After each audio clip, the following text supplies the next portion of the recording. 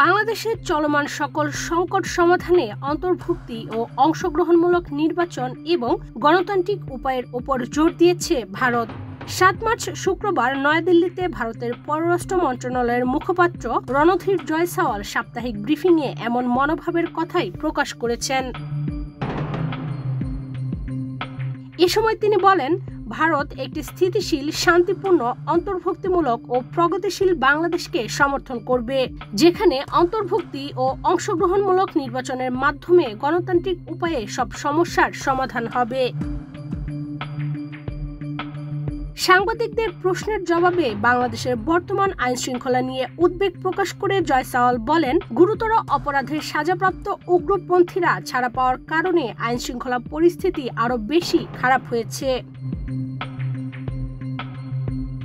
মূলত ৫ অগাস্ট ছাত্র জনতার আন্দোলনের মুখে হাসিনা সরকারের পতনের পর দেশের বিভিন্ন কারাগার থেকে সন্ত্রাসীরা পালিয়ে যায়। তাদের মধ্যে কেউ কেউ গ্রেফতার হয়েছে, অনেকেই এখনো পলাতক। এ ঘটনায় দেশে বিদেশে বিভিন্ন সংস্থা ও ব্যক্তির পক্ষ থেকে উদ্বেগ প্রকাশ করা হয়েছে। প্রতিবেশী রাষ্ট্র হিসেবে ভারতের পক্ষ থেকে এ বিষয়টি বারবার নজরে আনা হচ্ছে।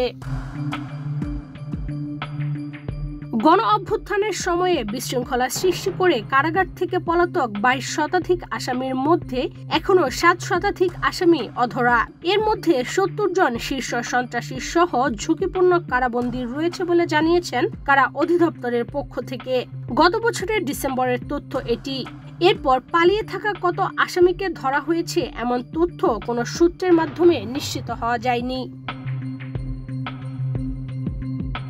ব্রিফিংয়ে বাংলাদেশের সংখ্যালঘুদের ওপর সহিংসতার অভিযোগের বিষয়ে ভারতের পররাষ্ট্র মন্ত্রণালয়ের মুখপাত্র বলেন, ভারত আশা করে বাংলাদেশ কোনো ধরনের পার্থক্য না করেই হত্যাকাণ্ড, অগ্নিসংযোগ ও সহিংসতার সঙ্গে জড়িত সকল অপরাধীর বিরুদ্ধে পুঙ্খানুপুঙ্খ তদন্ত করবে এবং তাদের বিচারের আওতায় আনবে।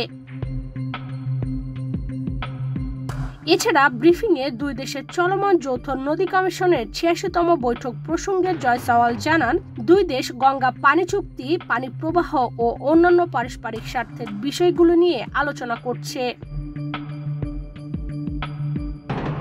এর আগে যুক্তরাজ্যের সফরে থাকা ভারতীয় পররাষ্ট্রমন্ত্রী জয়শঙ্কর যুক্তরাজ্যের পররাষ্ট্রমন্ত্রী ডেভিড লামির সঙ্গে বৈঠকে বাংলাদেশের বর্তমান পরিস্থিতি নিয়ে আলোচনা করেছেন। তবে তাদের আলোচনার বিষয় সম্পর্কে জানা যায়নি। ইশরাত চৈতি, বাংলাদেশ প্রতিদিন।